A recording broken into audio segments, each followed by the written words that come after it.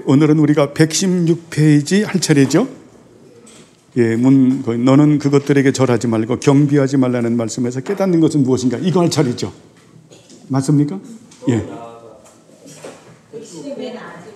네? 115쪽 맨 밑에 안 했습니까? 예, 더 나아가 금지되는 것은 무엇인가? 예, 그렇죠. 예.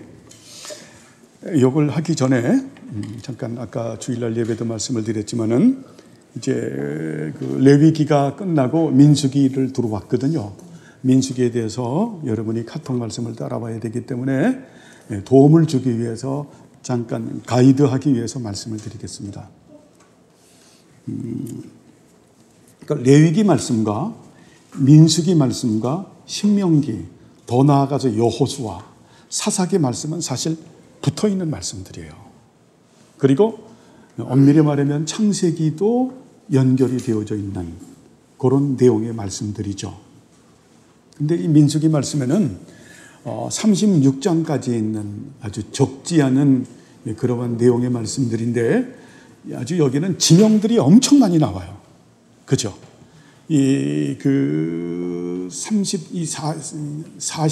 광야 40년의 그 과정 가운데서 있어지는 그 내용의 말씀을 가지시고 우리에게 주시는 교훈이거든요. 그러니까 광야 40년이라고 하는 이것이 그 장소가 텍스트가 되는 거죠. 그죠? 텍스트, 교과서가 되는 거죠. 그 텍스트 위에서 콘텍스트, 그 의미를 우리가 찾아놔야 되는. 그렇기 때문에 이 텍스트가 없는 상태에서의 콘텍스트가 있어질까요? 없을까요? 없는 거죠. 그래서 이 텍스트를 잘 알아야 된다. 근데 텍스트가 너무 방대한 거예요. 이게 너무 방대한데 예전에 우리 성도님들에게 그 지도책을 하나씩 다 준 적이 있으시죠? 예, 그거를 집에 가서 한번 쫙 훑어보면은 요런 경로를 거쳤군요라고 하는 것을 생각할 수가 있을 겁니다. 없는 분들은 그거에서 한 권에 요만한 한 2,500원 정도 되니까 그렇게 또 구입을 하시면 될 것 같아요. 옛날에 다 나누어주고 이렇게 없는데 그 지도가 그래서 이 민수기 말씀은 민수기 33장에 보게 되면 광야 예정을 축약을 해놨어요. 33장과 그리고 이 민수기 말씀을 이해하려고 하면은 레위기에 있는 말씀을 또 이해를 해야 돼요. 출애굽부터 그리고 신명기 1장 2장까지를 적용을 하면서 민수기를 봐야 즉 레위기를 보고 민수기 33장을 보고 신명기 1장 2장을 봤을 때 광야 40년의 여정을 우리가 그 텍스트를 이해할 수가 있다.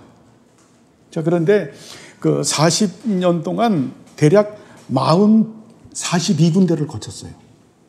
많이 거쳤죠?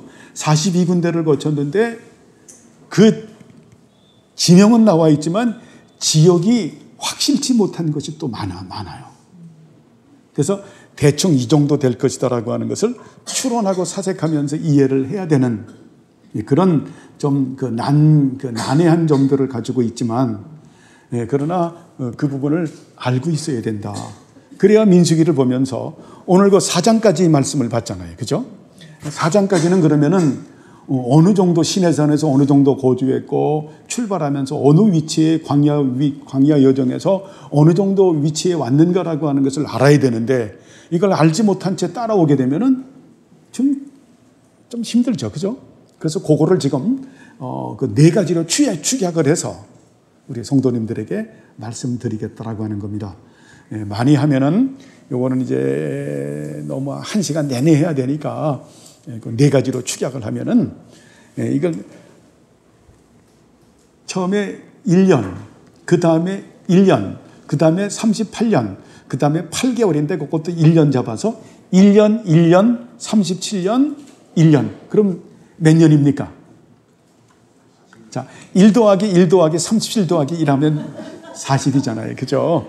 이렇게 해서 40년 광야 생활을 이렇게 파티션으로 네 가지를 나누어서 우리가 생각하면 우리 성도님들이 성경을 보면서 우리가 지금 이 부분을 지나고 있군요. 이런 광야 여정을 하고 있군요라고 이해할 수가 있겠죠.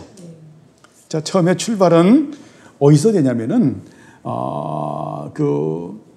이제 6월절 패스오버 여러분 기억하시죠? 출애굽에서 6월절이 1월 14일이잖아요. 그죠? 그래서 애굽의 그 첫 번째 난 거, 그 장자, 첫 번째 짐승은 하나님이 전부 다 죽이시잖아요.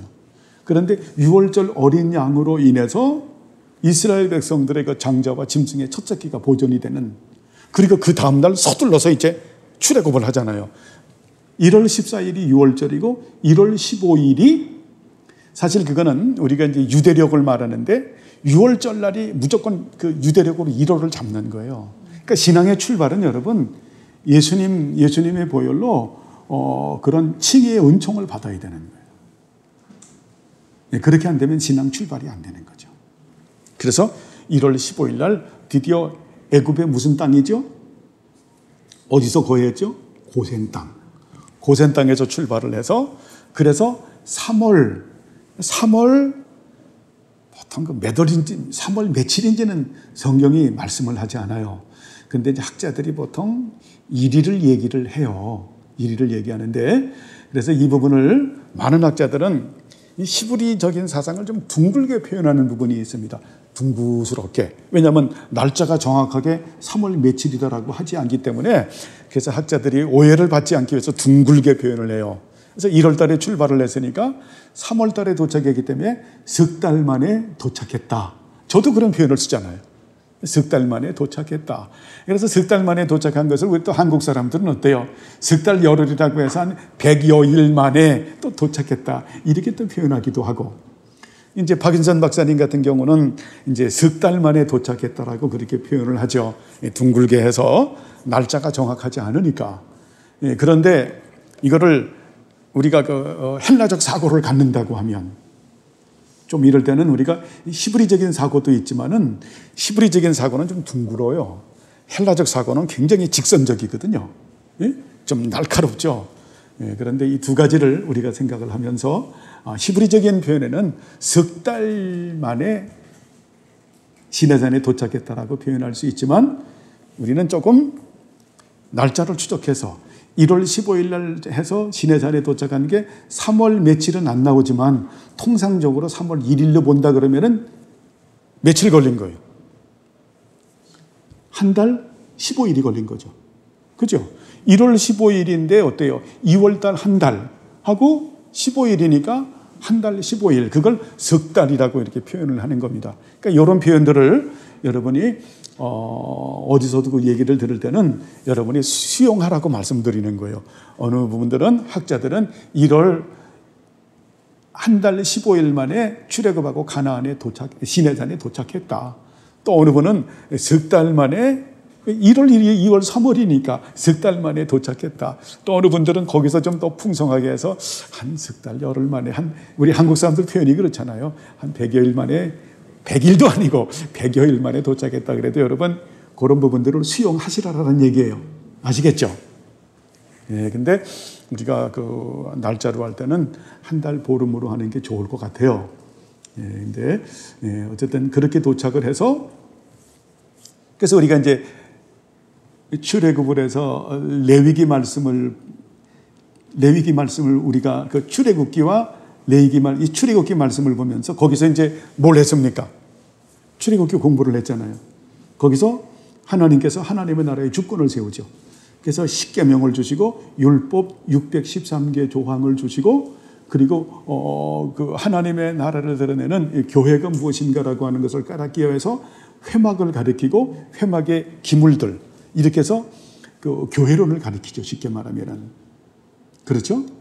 그러면서 레위기에 보면 그래서 그리스도인은 예수 그리스도의 몸된 교회의 지체가 돼서 레위기 말씀을 보면 어떻게 하나님을 받들어 섬겨 나갈 것인가 많은 제사법을 가지고 가리키면서 고르게 대해서 가리키시는 거죠. 자, 그 기간이 몇 년이냐면은 1년을 있던 거예요. 그래서 시내산 밑에서 1년을 거주했다. 근데 그 날짜도 추적을 해보니까요. 1년에서 딱 열흘이 빠지더라고. 근데 열흘이 빠지는 것도 여러분 그냥 또 그런 예리하게 지적하는 분들이 있으니까 여러분들이 1년인데 열흘 빠진 1년이다. 라고 생각하면서 또 1년이라고 말하는 분들의 표현도 여러분 또 우리가 받는 게 좋죠. 그죠? 그렇게 받는 게 좋고, 너무 그런 그 숫자, 날짜를 가지고 또 예리하게 지적하시는 분들이 있거든요. 그래서 우리가 알고는 있어야 된다. 그러면서 레위기는 거기 있으면서 한 달 동안 주신 말씀이에요. 예전에 말씀을 드렸죠. 그래서 1년간, 자, 첫 번째 우리가 파티션은 어때요? 출애굽을 해서 한 달 보름 만에 시내산에 도착을 해서 그렇게 해서 근 1년 동안 거주하면서 레위기 말씀까지 줬다. 이러면 이해하죠. 그리고 난 다음에 거기서 이제 출발을 하죠. 거기서 출발을 하는데 어떻게 출발을 합니까? 구름이 쫙 떠오르죠. 회막의 구름은 임재죠. 여러분 여기서도 하나 짚고 넘어가면 우리가 그 불기둥, 구름기둥이라고 하는 표현을 쓰는데 이 부분이 여러분들에게 제가 그 설명을 안 드린 부분이 있는데 그걸 설명을 제가 안 드렸어요. 근데 이거를 설명을 해야 되겠더라고요. 우리가 불기둥이 있고 구름기둥이 따로 있는 걸로 생각할 수가 있어요. 그게 아니에요. 그냥 구름기둥이야. 그래서 이 성경에서는 구름기둥이 떠올랐다라는 표현을 쓰지 불기둥이 떠올랐다라는 표현을 쓰지 않아요. 그 이유를 말씀을 드리는 거예요. 저는 여러분이 웬만하면 알고 있겠지라고 생각을 했는데 설명을 할 필요도 느낀 거예요. 이번에 정리를 하면서. 그래서 이 구름 기둥이 언제 보이는 겁니까? 낮에 보이잖아요. 근데 구름 기둥 안에 뭐가 있는 거예요? 불 기둥이 있는 겁니다, 여러분. 이걸 잘 알아야 돼요. 그러니까 구름 기둥이 따로 있고 불 기둥이 따로 있는 게 아니라 구름 기둥 안에 뭐가 있다? 불기둥이 있는데 낮에는 그러면은 구름으로 불기둥이 불이 있는 게 보입니까? 안 보입니까? 안 보이는 거예요. 그러니까 우리가 불기둥, 구름기둥이라고 하는 표현은 기둥은 원래 하나인데 낮에는 이게 불이 있는 것이 구름으로 가려져서 보이지 않다가 밤 되면은 어때요? 보이지요. 그러니까 불기둥이 되는 거예요. 낮에는 그래서 구름기둥으로 해가지고 하나님께서 이 광야가 굉장히 이 사막이라고 하는 이 지역을 지나면서 얼마나 뜨거워요. 그것을 구름기둥으로 하나님께서 이 햇볕을 막아주는 거죠. 이 사막의 특징은 어때요? 건조하기 때문에 이 그늘만 있으면 견딜만 하거든요. 그리고 밤에는 춥잖아요. 밤에는 불기둥으로 이제 보이는 거죠. 이 불로 하나님께서 그렇게 이제 구름기둥이 탁 출발을 해가지고 그렇게 해서 이제 어디까지 도착하냐면 바란 광야까지 도착하는 게 1년이 걸리는 거예요. 바란 광야에 도착하면서 1년 동안 여러 가지 사건들이 많이 일어나죠. 그죠? 그냥 또 무리바 사건, 물이 없어요. 또 배가 고파요. 매출하기 사건, 기타 등등 많은 일들이 벌어지면서 그래서 바란 광야에서 일어나는 사건이 1년이에요. 거주하는. 그 바란 광야는 그러면서 바란 광야에 통과하는데 10광야를 통과해요. 10광야. 10광야는 미디안에 있는 광야예요. 이렇게 해서 홍해바다를 밑으로 해가지고 쫙 해서 이 바란 광야 여기를 딱 올라가서 거기 있는 일련의 사건들이 한 1년이 걸리는 거예요. 그렇게 해서 바란 광야에 딱 떨어지고 나면 그것을 갖다가 우리가 이 바란 광야를 뭐라고 표현을 하냐면은 그걸 진광야로 표현을 해요. 그런데 한글 성경에는 10광야와 진광야의 구분이 없이 다 10광야로 해놓은 거야. 처음에 출애굽을 해서 나왔을 때는 미디안 광야 그쪽에는 신광야야. 신광야. 그리고 바란 광야 쪽에는 진광야라고 써야 돼요.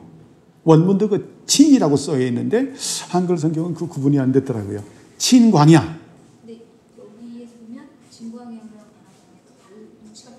아니요, 이제 그걸 설명할 거예요. 네, 그렇게 해서, 그래서 두 번째는 결국 어떻게 됐다?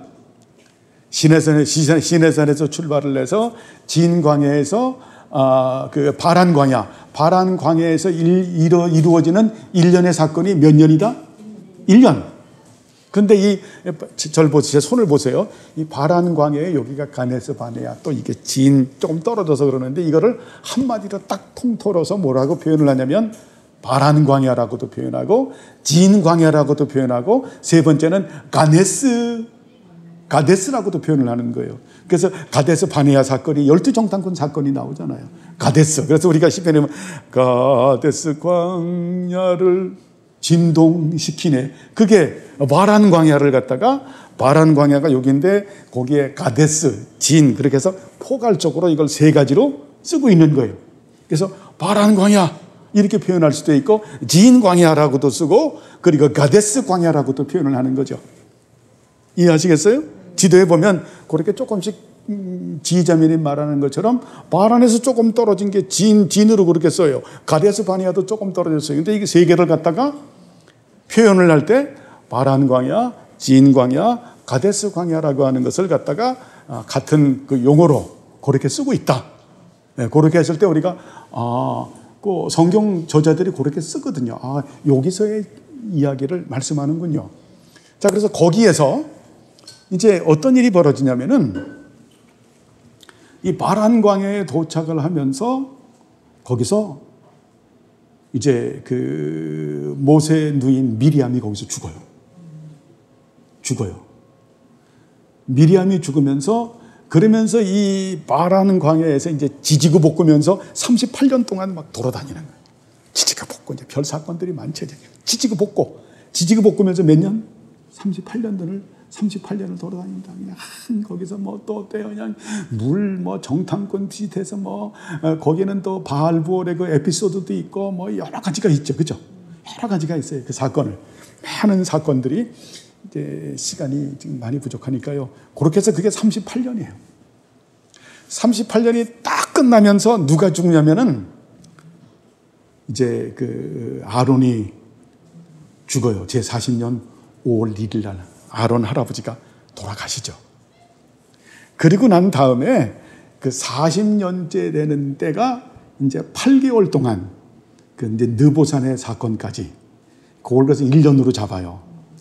1년으로 잡아서 그래서 느보산에서 모세가 죽고 그리고 모압 평지에서 모세가 마지막 당신이 유언을 하죠. 그죠? 마지막 유언을 하고 마지막 설교하는 게 뭡니까? 신명기. 그리고 느보산에서 결국은 이제 모세가 죽는. 그래서 첫 번째가 이제 1월 14일 날 출발을 해서 시내산에 도착하는 것이 도착해서 그렇게 해서 1년. 그리고 시내산에서 이제 출발해서 바란 광야까지 도착하는 것이 1년. 그럼 2년이죠. 그리고 나서 거기서 누가 죽는다고요? 미리암이 죽고 그리고 37년 동안 이제 지지고 볶는 그 세월. 그래서 보통 37년하고 시내산에서 출발해서 그 기간을 어떤데 같이 붙여가지고 38년이라고도 또 표현을 해요. 근데 여러분들에게 이해를 쉽게 하기 위해서. 그래서 아론이 죽고 나서 그 다음에 모세가 이제 모세의 죽음까지가 1년이다. 그러면서 이제 거기서 아르논 강을 지나고 그래서 바산한 옥을 점령하죠, 그죠? 아모리 왕 시온을 점령하고 다시 거기서 모압 평지에서 있으면서 또 어때요? 또 하나님께서 또 그냥 밑으로 홍해 바다로 내려오라고 내려오면서 이제 그 전에 또 그냥 그게 싫다고 막 투덜대니까 또 어때요? 하나님께서 불뱀을 보내서 그런 일들이 그렇게 있는 것이 이 광야 사건이다. 그렇게 해서 40년이 딱 맞춰지는 거예요. 이렇게 하면 어느 정도 정리가 되죠.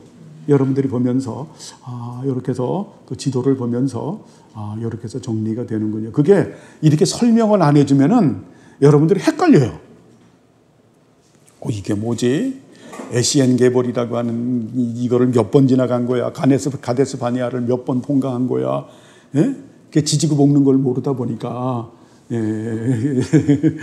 그렇게 해서 많은 그 에피소드들이 있어지는 그런 내용의 말씀입니다.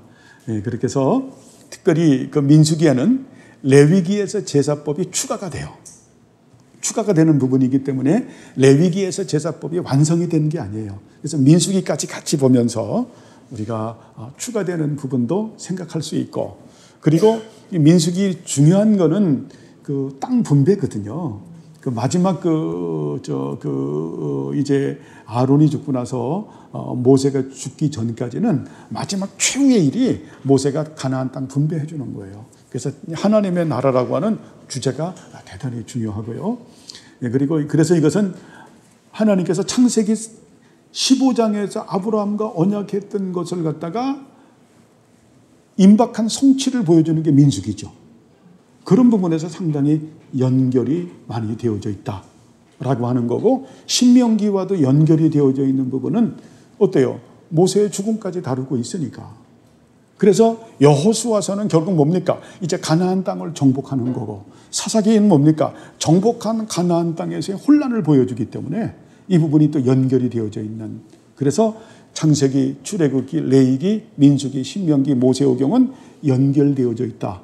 특별히 그 가운데서 이 민수기는 그러한 연결고리를 가지고 있고, 이러한 네 가지의 우리가 파티션을 나누면서 그 텍스트 위에 콘텍스트 의미를 우리가 찾아내야 된다라는 부분을 여러분들에게 말씀을 드리고 싶고요. 그래서 우리들은 모두 그 광야 생활을 하고 있는 거죠. 여러분 그 민수기를 보면서 이스라엘 백성들이 써내려간 민수기 광야 여정은 보면 처절하죠. 원망과 불평을 하면서 결국 그들은 어떻게 됩니까? 1세대가 전부 다 죽는. 근데 우리도 우리들의 광야 이야기를 써가죠. 우리들의 광야 이야기. 민수기의 광야 이야기를 우리 각자가 다 써가는 겁니다. 그래서 이번에 그 민수기를 공부하면서 각자 이 광야의 그런 인생 이야기를 여러분이 일평생 써가시는 거예요. 그래서 이거를 그림으로 하려고, 그림으로 잘 보고 우리 성도님들이 그 인생의 그 광야를, 민수기를 아름답게 써가시길 바랍니다. 이쁘게 써가시길 바라요. 응? 이쁘고 아름답게 써가시는 민수기는 보면서 그런 부분들을 우리가 봐야 나도 인생의 그런 광야 이야기를 써가는 거구나. 어떻게 써갈 것인가 라고 하는 것을 여러분 잘 보면서 써가시기를 바랍니다. 그래서 이 민수기에는 아주 그런 그 내용들이 잘 나와 있는, 이렇게 볼 때는 참 하나님의 말씀이 굉장히 정확하죠. 여러분 굉장히 정확해요. 그리고 민수기에서 배울 수 있는 것은 인간은 악하다. 그러나 하나님은 선하신 분이시다. 그러니까 우리가 믿고 의지할 수 있는 것은 하나님 한 분밖에 없다 라고 하는 것을 민수기에서 잘 보여주고 있는 거죠. 여러분 그 하나님께서 주시는 그 은혜로 우리가 각자 민수기 광야의 여정을 아름답게 써가시는 우리 모두가 되길 바랍니다. 예, 여기서 조금 질문하고 싶은 거 있으신가요? 어차피 시작이 됐으니까. 예, 정경미 집사님 무슨 질문하고 싶은 게 있어요? 예, 그렇게 해서 잘 따라오시면 될 것 같아요. 그래서 우리가 그리고 중요한 거는 1장에서 인구조사를 했잖아요. 그죠?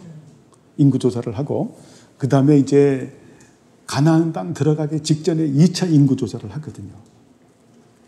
그래서 이제 지금 한 거는 1차 인구조사, 광야 여정을 떠나기 전에 인구조사, 그래서 그리스도인의 정체성을 말하잖아요. 너희들이 그리스도의 군사다 이렇게 해서, 그리고 이제 2차 인구조사를 할 때는 이제 가나안 땅에 들어가서 너희들이 어떻게 살아야 되는가 라는 부분을 말씀하는데, 1차 인구조사와 2차 인구조사 할 때 차이가 별로 안 나요.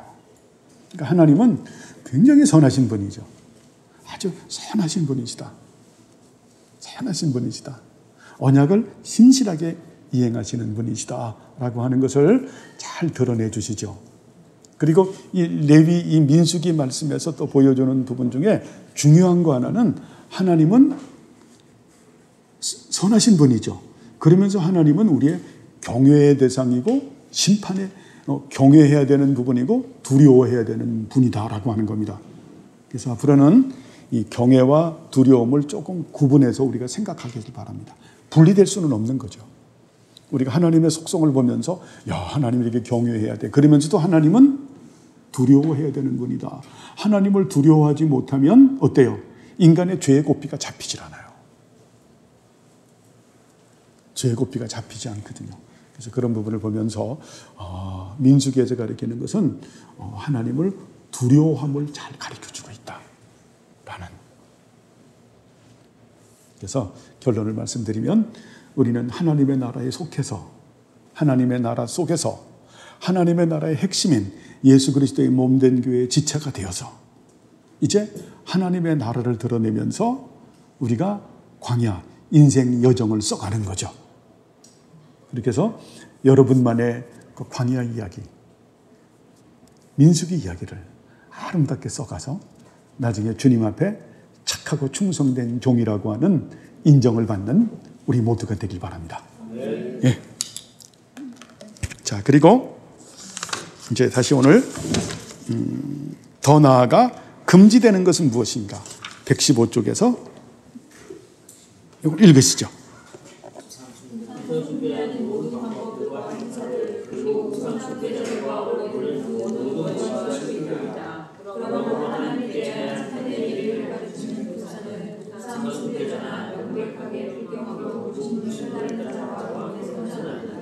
한마디로 뭘 말씀하냐면 믿지 않는 자와 몽해를 함께 져서는 안 된다라고 하는 부분을 잘 가르쳐주는 거죠.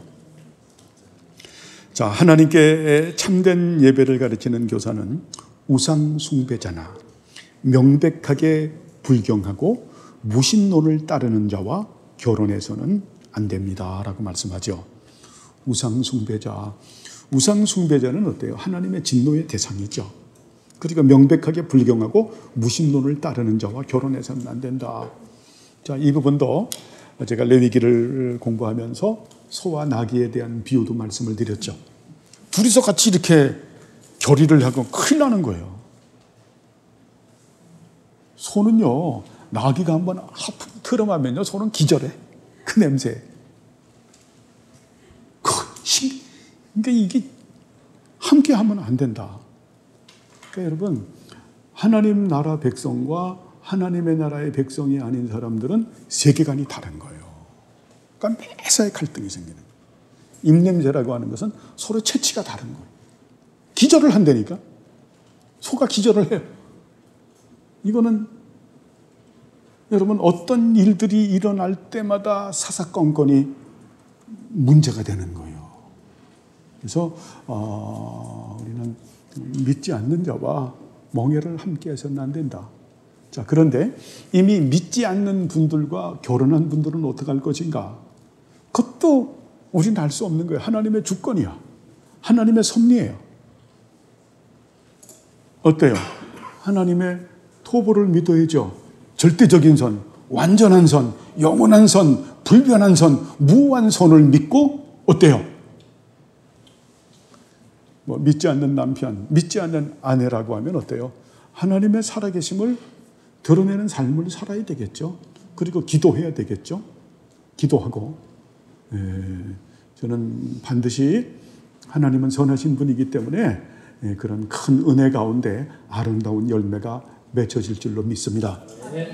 그리고 우리가 우리의 자녀들 이렇게 되면 절대로 넌 크리스찬과 결혼시켜서는 안 된다.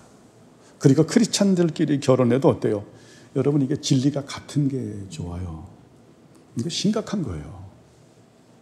왜냐하면 아차하면 크리스찬이라고 하는 겉 네임을 가지고 있지만 실천적 무신론자는 불신자보다 더 힘든 거예요.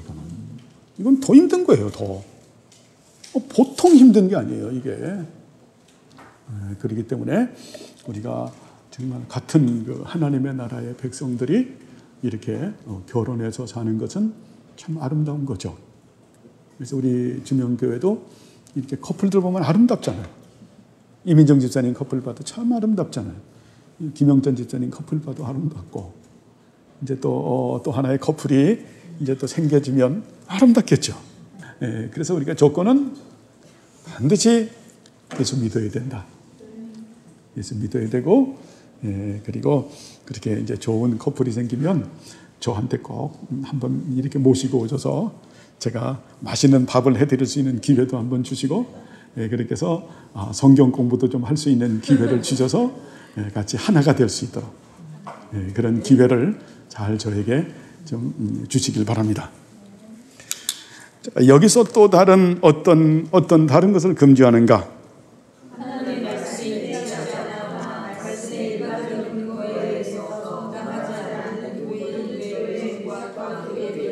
그렇죠. 결국은 어때요? 거짓 예배를 하나님 말씀에 일치하지 않거나 말씀의 일반적인 근거에 의해서 정당하지 않는 모든 교회의 의식과 기독교 예배이다. 그러니까 우리가 늘 그렇게 공부하는 뉴스 디비눔입니다. 바른 교리와 바른 예배와 바른 교회법에 근거해야 된다. 그래서 우리도 역사적 전통적 교회의 바른 예배 모범들을 가지고 있다. 이 예배 모범이라고 하는 것은 요스 디비눔에 근거해서 우리 믿음의 조상들, 역사적 그런 전통적 교회들이 해왔던 이런 부분들을 우리가 어때요? 소중하게 또 계승을 받고 거기서 그 교회 형편과 사정에 맞게끔 잘 또 적용을 해야 되겠죠. 그래서 이런 부분들을 여러분 다 무시하고 뭐 우리들만의 예배, 뭐 열린 예배, 지금 여러분 열린 예배의 폐해가 엄청 심각해요. 그 열린 예배의 폐해 심각한 것은 뭐냐면은 그래도 지금 이 세대 가운데 쭉 해서 교회를 우리가 받들어 섬기고 나간 세대들이 보통 60대 세대부터 80대 우리 장로님 세대들이 그렇게 헌신들을 많이 했거든요. 근데 이분들이 소외가 돼버리는 거예요. 열린 예배하면서 이분들의 정서는 나가서 뭐 이렇게 막 율동하고 막 그런 CCM 하는데 입이 이래. 그분들이 이구동성으로 하는 얘기예요. 아니 예배 가면 너무 소외가 됐어. 젊은 애들이 막 이러는데 나한테는 전혀 짜증이 나. 나는 따라 부를 수도 없어. 이게 다시 중세교회로 돌아가 버리는. 그러니까 이건 바람직하지 못한 거예요. 이거는 아닌 거예요. 그래서 이런 부분들을 우리가 참 조심스럽게 봐야 되는. 그래서 바른 교리, 바른 예배, 바른 교회법이 소중한 겁니다. 특별히 우리가 그 퍼블리컬 월십, 주일 대예배, 공적 예배는 굉장히 중요해요. 그날은 우리가 그 퍼블리컬 월십이라고 말을 하죠. 공적 예배. 나머지는 우리가 세레모니라고도 그렇게 표현을 하는데 세레모니도 대단히 소중하지만 우리가 바른 그런 예배 모범에 근거해서 바른 예배를 드리는 것은 너무 귀하고 소중한 거죠. 우리도 그래 지금 그 예배 드릴 때 하나님의 임재함이 하나님 영광 받으시잖아요. 하나님 기쁘게 참 그게 거짓 교리는 그런 게 없어요, 여러분. 그냥 우리끼리 좋아서 그냥 우리끼리 신앙 고백하고 우리끼리 지지고 볶고 막 그러다가 그렇게 끝나는 그것은 예배가 아니다라고 하는 겁니다. 자, 너는 그것들에게 절하지도 말고 경배하지도 말라라는 말씀에서 깨닫는 것은 무엇인가?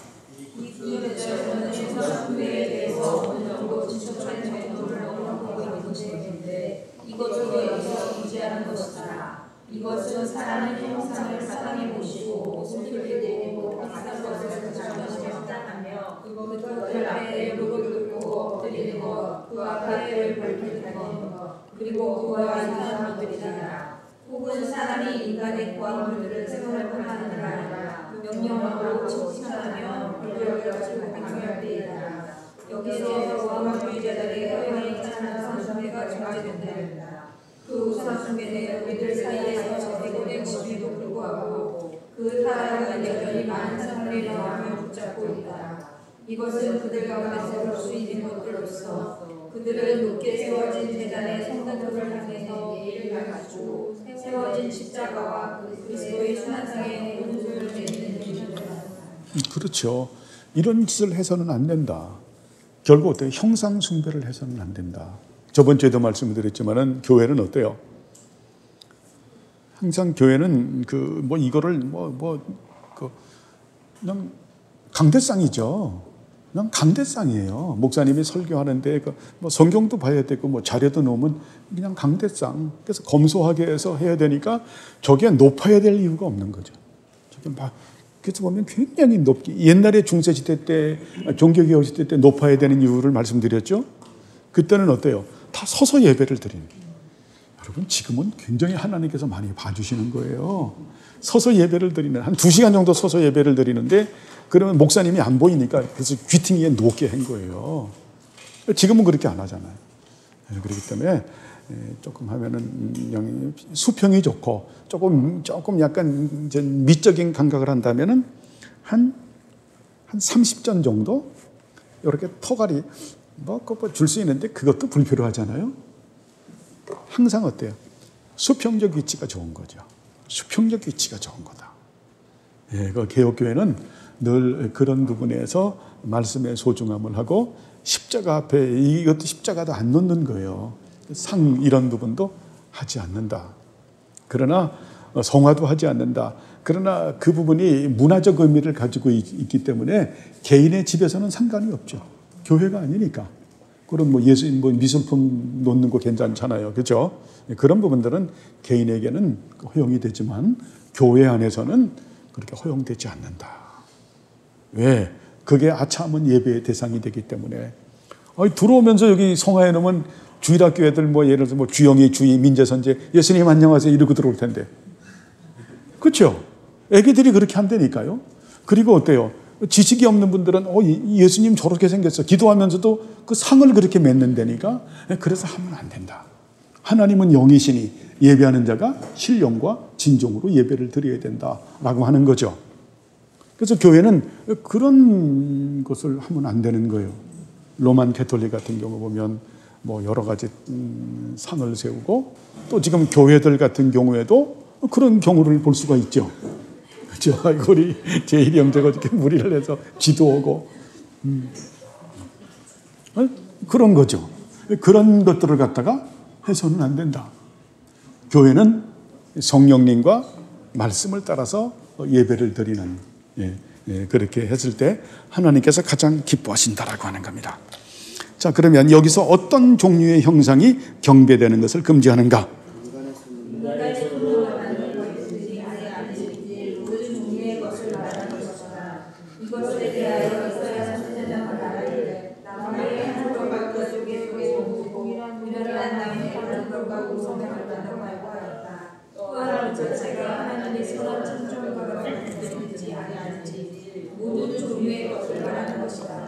이것에 대하여 세아가 제사장과 가운데 섬긴다고 하였다.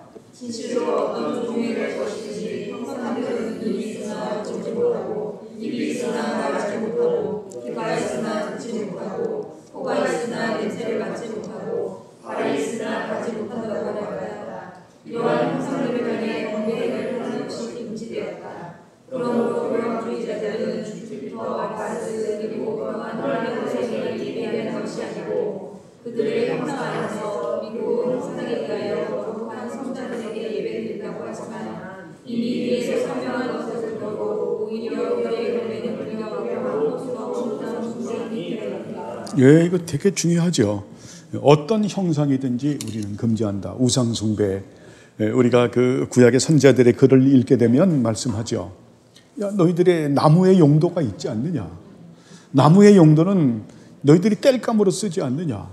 땔감으로 쓸면서 또 그거를 갖다가 너희들이 어때요? 우상으로 만들어서 섬긴다고 하면 이것처럼 우스꽝스러운 일이 어디 있느냐라는 그러한 내용의 말씀이 있죠. 여러분, 우상은 아무것도 아니라는 겁니다. 거기에다가 인간은 이상하게 제의종 요소를 집어넣어요. 그래가지고 어떤 신격화시키고 거기에 신성이 있는 것처럼 그렇게 역사하죠. 그러면 또 어때요? 사탄은 교묘하게 그것을 가지고 또 장난을 하죠. 그래서 어때요? 마리아의 그 성장에서 뭐 피눈물이 흐른다든지, 그리고 뭐 비석에서 뭐 물이 흘러서 땀을 흘려서 뭐 국가에 재난이 일어난다든지, 그렇게 해서 어때요? 사탄은 항상 미혹하는 영이죠. 그렇게 해서 사람들을 미혹해 하는. 로만 가톨릭은 뭐 여기서 말합니다. 성자들의 신성이라고 하는 것은 뭐 예를 들어서 베드로, 바울, 야고보 이런 성자들 이들의 상을 만들어서 그들에게 기도한다. 그래서 그들도 중보자가 되는 거죠. 철저한 우상 숭배죠. 그래서 마리아 상을 만든다든지 여러분 그래서 제가 늘 말씀드리지만 이 중보라는 말을 잘 써야 돼요. 그래서 중보자는 유일한 중보자이신 예수 그리스도 한 분밖에 없는 겁니다. 근데 이거를 자꾸 중보라는 말을 쓰다 보면은 나도 모르게 어때요? 우리도 모르게 그렇게 느슨하게 가는 경우들이 있어요. 그렇기 때문에 대단히 조심해야 된다. 그래서 예수님만이 하늘 성소의 대제사장이시고 유일한 중보자이시다. 그래서 우리가 웬만하면은 중보라는 말을 쓰지 않는 것이 여러분 사상적 타락으로 가지 않는 그런 우리가 용어라고 말할 수 있습니다. 그래서 근데 저는 나가면 전부 중보라는 말을 다 쓰니까 안 쓰는 데가 없어요. 다 쓰니까 그때마다 저는 쓰지 말아야 된다라고 말을 하는데 근데 쓰지 않는 게 맞아요. 아니 only 그 예수 그리스도만이 유일한 중보자이시거든요. 누가 거기에 중보자가 될 수 있어요. 그냥 우리는 서로 기도한다라고 하는 정도가 겸손한 표현이에요. 우리가 중보자가 된다라고 하면 어때요? 그들 그렇게 말해요. 예수님을 본받아서 예수님의 지체니까 예수님이 했던 사역을 우리가 하니까 우리도 중보라고 말할 수 있지 않느냐. 그러면 어때요? 잘못하면 예수님하고 맞먹는다니까요. 그러면 안 된다. 그러면 안 된다. 우리는 그냥 겸손하게 서로 기도합시다. 이게 좋잖아요. 서로 기도합시다. 예? 중보 기도합시다. 그러면 이 중보자를 붙여놓으면 뭔가 좀 그럴듯해. 예? 근데 그런 그럴듯한 것들이 나중에 문제를 일으킨다라는 거예요. 그렇게 하지 말자. 그래서 이 용어라고 하는 거는 여러분 사상적 의미를 가지고 있기 때문에 우리가 용어는 잘 구별해서 분별 있게 쓰는 것이 맞다고 봅니다. 자, 그러면 항상 예배와 관련하여 여기에서 더욱 금지되는 것은 무엇인가? 하나님께서 그의 예배를 위하여 명령하셨던 것을 하나님이 지정하신 것과는 다른 방법으로 사용하는 것이다. 잘못 사용된 노뱀을 조각과 사용하는 것이 가장 나쁜 것이었고 언약궤를 마차로 만들었던 이스라엘 백성은 징벌받아 마땅히 됩니다. 이게 열왕기상 18장 4장에서 어때요? 광야의 노뱀 불평을 하니까 그 노뱀에게 물려서 막 그냥 불뱀에게 물려서 막 죽어가니까 하나님께서 모세에게 말씀하죠. 노뱀을 만들어서 그 노뱀을 바라보게 해라. 그래서 그 노뱀을 바라보면 구원을 받으리라. 그래서 노뱀은 결국 그 예수 그리스도를 표상하는 거죠. 그래서 예수님께서 내가 바로 노뱀이 나를 표상하는 거다라고 말씀한 거죠. 이제 그리고 났는데 어때요? 노뱀을 그들이 또 우상으로 섬기니까 노뱀을 갖다가 아주 부셔버리잖아요.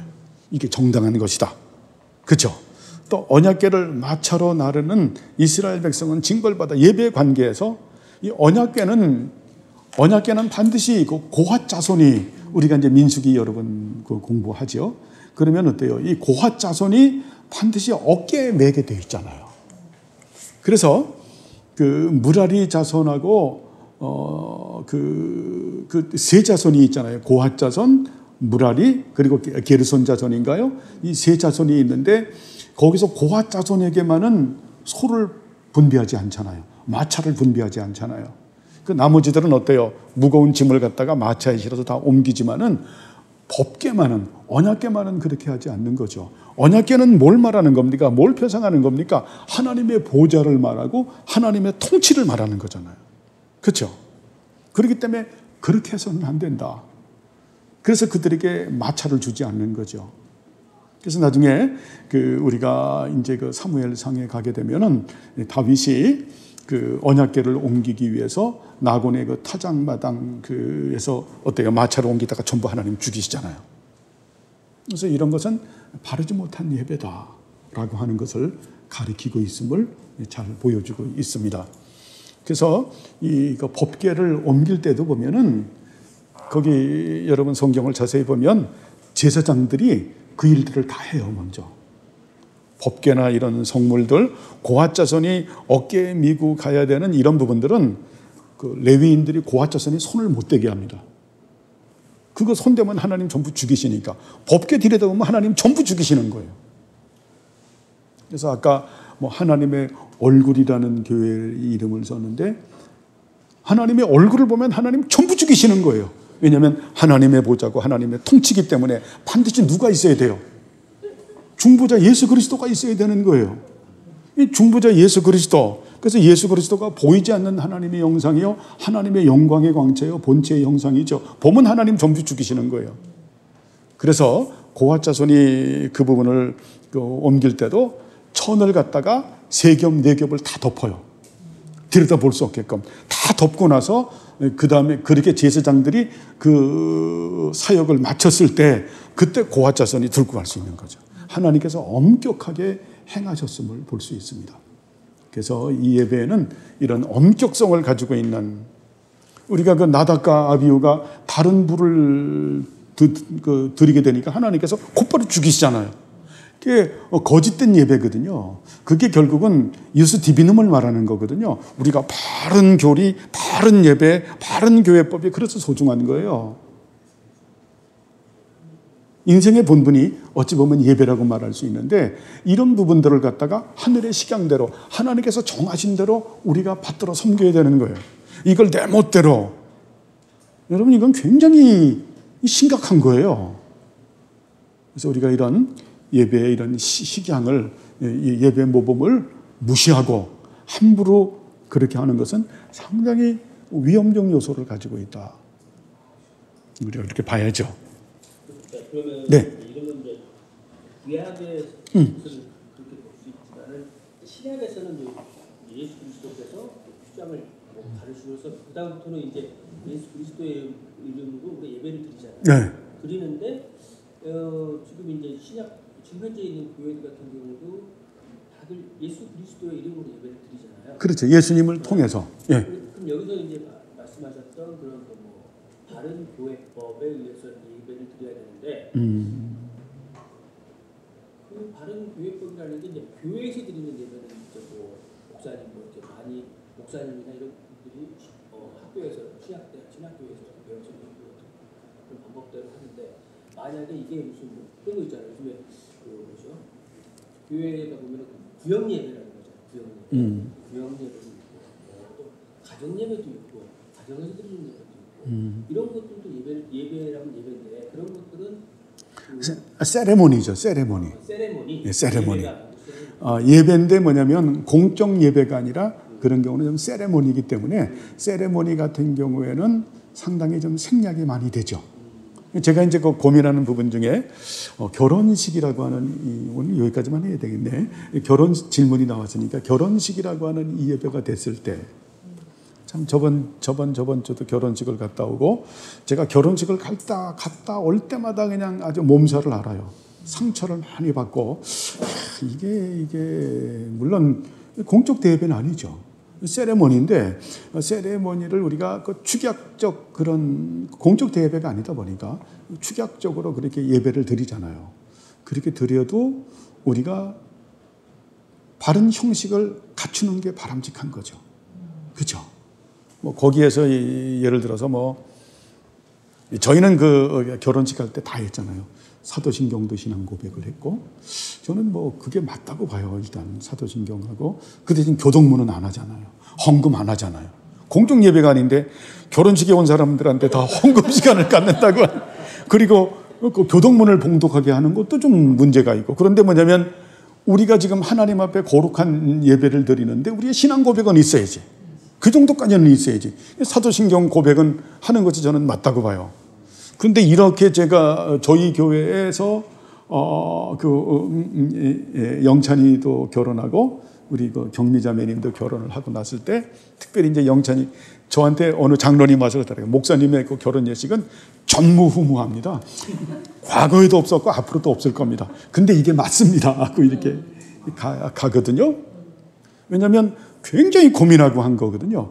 왜냐하면 우리가 그 양가가 일가 친척을 모여서 하지만 그러나 하나님께 일가는 하나님 앞과 성도들 앞과 많은 회중들 앞에서 하는 결혼 예식이기 때문에 여기에 신앙 고백은 기본인 거예요.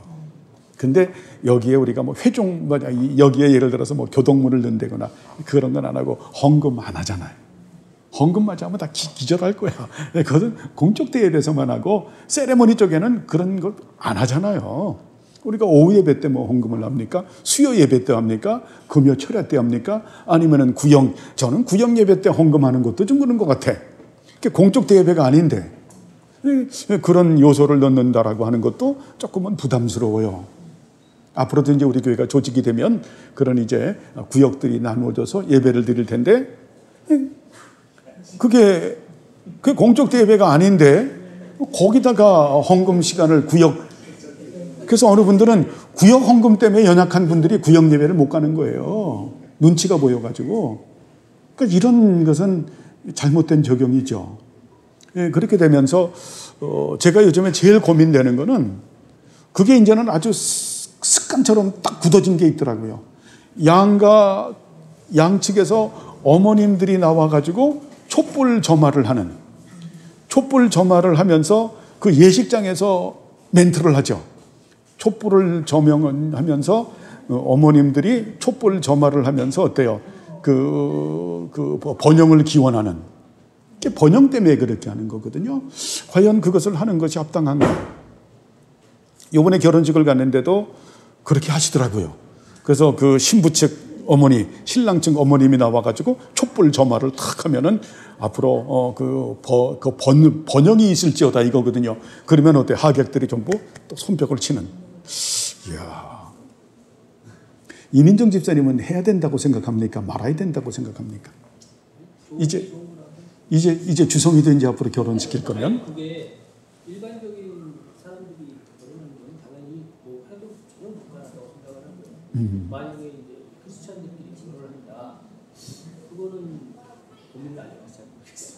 그런데 거기는 이제 뭐냐면 크리스찬도 있고 결혼식엔 크리스찬이 아닌 사람도 있고 지금 세상에서의 하는 그 의식법이 들어와 버린 거예요. 우리 세레모니에 지금.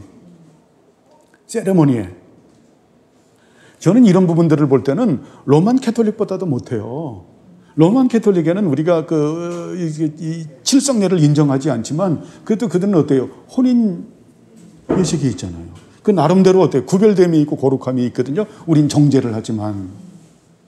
근데 우리는 그것도 없는 거예요. 막 돗대기 시장으로 막 그냥 막 나오는 이런 부분들은 우리가 조금 심사숙고해야 된다. 심사숙고해야 된다. 그래서 퍼블리컬 월십과 세레모니는 분명히 우리가 구분되어져야 된다. 그런데 우리의 세레모니도 어때요? 성령과 말씀을 따라서 하는 것이 합당하다. 그렇죠. 하나님께 드려지는 그런 예배이기 때문에 그렇게 합당한 것이고, 그래서 결혼식에서 이제 해야 되는 것 중에서 이 축가도 문제가 있는 거예요. 축가가. 이 축가를 요새는 그냥 별 희한한 생쇼를 다 하는 거예요. 하나님하고 아무 상관이 없는. 그리고 왜 신랑이 신부를 위해서 노래를 불러줍니까? 거기서 축가는 뭐예요? 하나님을 영화롭게 하는 찬양인데 별 회개망측한 노래들을 다 불러서 뭐 당신이 어쩌고 저쩌고 하는 또 뭐 친구가 나와서 그러면 진짜 저는 그런 거 보면 굉장히 못마땅해요. 훌쩍훌쩍 울기도 하고 뭐 하고. 그날엔요, 주인공이 누가 주인공입니까? 하나님 영광 받는 거거든요. 하나님을 영화롭게 하는 가운데서 하나님께서 그 혼인 예식을 마음껏 축복하시는 거거든요. 그 마음껏 축복하신다고 하면 우리가 드리는 그 제의적 요소에는 뭐가 있어야 돼요? 번제와 소제와 화목제와 속제제와 속건제의 의미가 있어야죠. 하나님께서 그 혼인 예식이라고 하는 것도 흠양을 하시고 어때요? 정말 복을 주셔야죠. 근데 그런 것들을 어때요? 하나님을 배제해버리는 예배는 상당히 고민을 많이 해야 되는.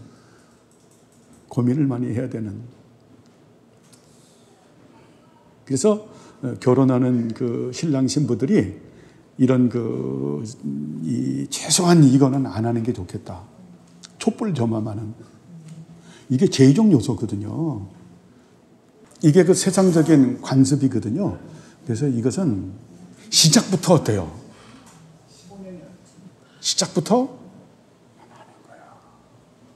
그러니까 우리 개혁교회는 보면 지금 어느 그 개혁교회 안에 촛불도 7개 지금도 해놓지 안 하잖아요. 그래서 이런 부분들은 우리가 고민해 볼 필요가 있다. 고민해 볼. 세레모니도 어때요? 우리가 예배를 축약하는 예배지만 퍼블릭할 월십이 아니기 때문에 그래도 그 부분은 어때요? 반드시 그 신령한 형식을 갖추어서 하나님께서 받으실 만한 예배가 되어야 되겠고, 특별히 결혼식이라고 하는 세레모니는 여러분 일평생 단 한 번 딱 있는 거예요. 딱 있는 건데 그날 하나님께서 아주 기쁘게 그 혼인 예식을 흠양하시고 신랑 신부에게 축복을 주는 날이에요, 사실은. 근데 그 초장부터 어때요? 초장부터 깨트리는 거죠. 제일이 형제는 그러면 되겠습니까? 초장부터 깨지는 거야. 초장부터 박살이 나서 시작이 되는데 하나님께서 얼굴을 돌리시는 거죠. 아, 너희들끼리 그렇게 살아. 나 필요 없잖아. 말씀도 보면 그 뭐 목사님이 말씀하나 스님이 말씀하나 내용이 똑같아요. 대상이 하나님이지. 그런 거 보잖아요. 그러니까 그래서는 안 된다. 기독교는 기독교의 신령한 의미를 가지고 있어야 돼요. 무조건 하나님을 영화롭게 해야 된다. 거기 하객들이 받든 안 받든. 근데 저희가 우리 김영찬 그 결혼을 할 때는 그때 여러분도 왔었잖아요. 그때는 어때요? 정말 거기에 불신자도 많았지만은 숨소리 하나 안 들렸어요. 예수 안 믿는 사람도 그때 아멘을 했어요. 뭔 일인지 그들도 모르게 아멘을 안 할 수 없는 성령 하나님의 임재 때문에. 여러분, 우리의 세레머니는 그래야 된다.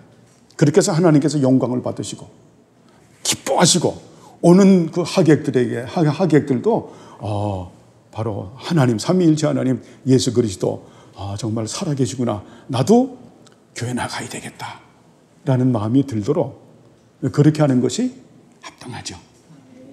그죠? 우리 정경재 주사님도 기빈이 결혼시킬 때 그렇게 해야 되겠죠. 그렇게 해야 되는 거예요. 그 출발부터가 좋아야 돼. 사람들한테 아무리 잘 보여도 소용없어요. 하나님께서 이쁘게 보셔야죠. 예배는 우리가 하나님 앞에 그렇게 이쁘게 나가는 거예요. 그렇죠? 그래서 성령과 말씀을 통해서 우리가 퍼블릭할 월십은 퍼블릭할 월십대로, 나머지 세레모니도 우리가 어때요? 신령과 진정으로 하는 것이 하나님 앞에 합당한 것이다 라고 하는 겁니다. 여기까지 하죠. 기도하겠습니다. 하나님 아버지여, 감사를 드립니다. 우리들을 사랑하셔서 이제 외적 예배에 대하여 우리가 깊이 사색할 수 있도록 은혜 주심을 감사합니다.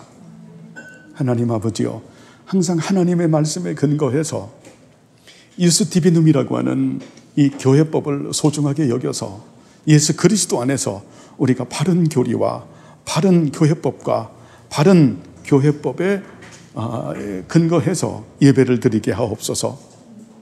왜냐하면 출애굽을 한 그리스도인은 예수 그리스도 안에서 그런 하나님께 주신 그 법 안에서 예배를 드리는 것이 바르고 합당함을 우리가 배웠기 때문입니다.